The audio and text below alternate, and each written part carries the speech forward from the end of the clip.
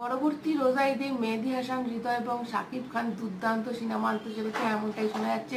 এবং যেটা বরবাদের থেকেও বিশাল বড়, দেখো বরবাদ এমন একটা লার্জার দ্যান লাইফ সিনেমা, ও ধারে কাছে কিন্তু কোনো সিনেমা এখন অব্দি এসে পৌঁছাতে পারেনি।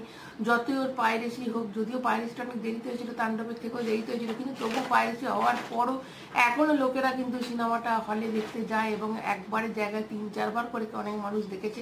তো সেই জায়গায় একটা অবশ্যই বিশাল দায়িত্ব থাকে মেহেদী হাসান হৃদয়ের, যে নেক্সট তার সিনেমা তার থেকে যেন আরো বড় মাপের, আরো বড় সিনেমাটোগ্রাফি, আরো বড় মানে আরো ভালো ভালো লোকেশন। তো এইসব মানে যে লোকেশনগুলো চুজ করেছিল আমাদের ইন্ডিয়ার মধ্যে মুম্বাইকে চুজ করেছিল, দুবাই। তো এই যে বিশাল বড় বড় জায়গায় যে শুটিংগুলো হচ্ছে, এটা কিন্তু একটা বিশাল ব্যাপার। এবং এবারে যে গল্পটা আসবে সেটা কিন্তু কন্টেন্ট বেস গল্প হবে, কন্টেন্ট বেস গল্প। এবং নায়িকা সম্বন্ধে যেটা বলেছে সেটা একটা ধামাকেদার খবর করেছে, আমি তোমাদের জাস্ট বলছি। এই যে যেটা তোমরা সবাই শুনেছিলে যে কোন নায়িকা থাকতে চলেছে, মানে সেটা নিয়ে তো সেটা বলেছে যে একটি কাজের আগে অনেক ধরনের পরিকল্পনা থাকে, অনেক নাম উঠে আসে, তবে চূড়ান্ত হওয়ার আগে কিছুই বলা যায় না। মধুমিতার বিষয়েও এখন লক হয়নি, তাই এই বিষয়ে কিছু বলা যাচ্ছে না। মানে এখনো লক হয়নি, মানে কিন্তু কথা হয়েছে কিন্তু লক হয়নি, মানে ব্যাপারটা বুঝতে পারছো। দেখো দেখো যেটা অনেক জায়গায় কিন্তু অনেক অনেক সেটা শাকিব খানের ফ্যান পেজ বলো বা অনেক জায়গায় কিন্তু এটা পোস্ট হচ্ছে যে মধুমিতা সরকার কিন্তু নেক্সট নায়িকা হতে চলেছে। তো মধুমিতার কাছে কিন্তু এই যে মেহেদী হাসান হৃদয়ের কথাটা শুনে কিন্তু মনে হলো যে অনেক কিছু, মানে উনি যেটা বলতে চাইছেন যে অনেক পরিকল্পনা হয় একটা নায়িকাকে নেওয়ার আগে, তাকে স্ক্রিনে কেমন লাগছে, শাকিব খানের সাথে কেমন লাগছে, সে ঠিকমতো ডায়লগ ডেলিভারিটা যেটা বলতে পারছে কিনা, এবং স্ক্রিনে তাদের দুজনের কেমিস্ট্রিটা কেমন লাগছে সেটা কিন্তু একটা মানে ডাইরেক্টর ভালো বুঝতে পারবে।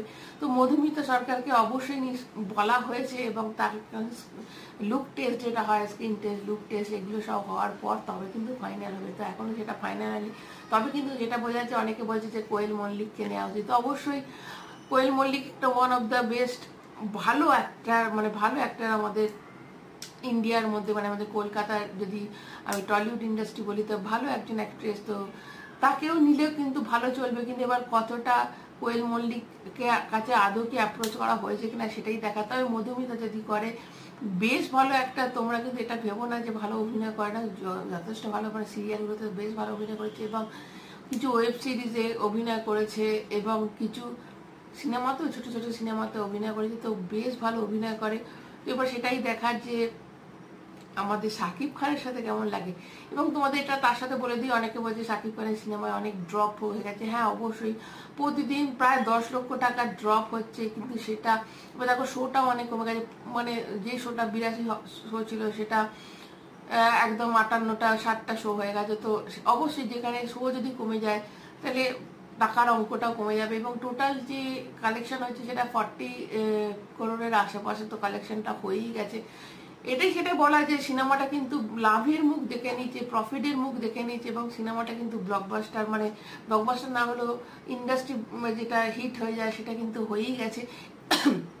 সরি, এবার সেটাই দেখার যে কত মাইলস্টোন, কত ছয়। দেখো যেহেতু একটা পাইরেসিটা বিশালভাবে ছড়িয়ে গেছে, তো যদিও সে পাইরেসি টিপু সুলতান নামে একজনকে গ্রেপ্তার করা হয়েছে, আরো 3 জনকে গ্রেপ্তার করা হয়েছে। এবং এটা কিন্তু খুব একটা ভালো দিক, যে ভালো পদক্ষেপ তারা করেছে, যে কোনো রকম কেউ যদি এটা শেয়ার করে লিঙ্কটা বা আপলোড করে তার কিন্তু আইনি ব্যবস্থা না হবে। তাই যারা মনে করছো যে চ্যানেলে তোমরা সিনেমাটা দিয়ে দেবে, তারা কিন্তু একদমই পেছিয়ে যাও, এই ভুলটা একদম করবে না। কেননা এটা কিন্তু একটা ইন্ডাস্ট্রির জন্য খারাপ ক্ষতি, একটা মানে সিনেমা জগতের জন্য ক্ষতি এবং অবশ্যই তার নিজের ক্ষতি। কেননা চ্যানেলটা তো যাবেই এবং উল্টে তাকে আইনি অনেক বেড়া জালে সে পড়ে যাবে।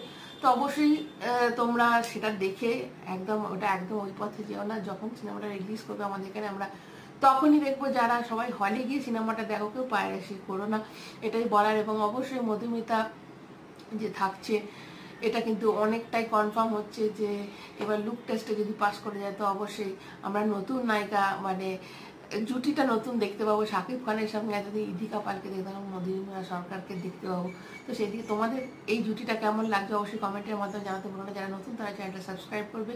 সবাই ভালো থেকো, এখন মতো টাটা।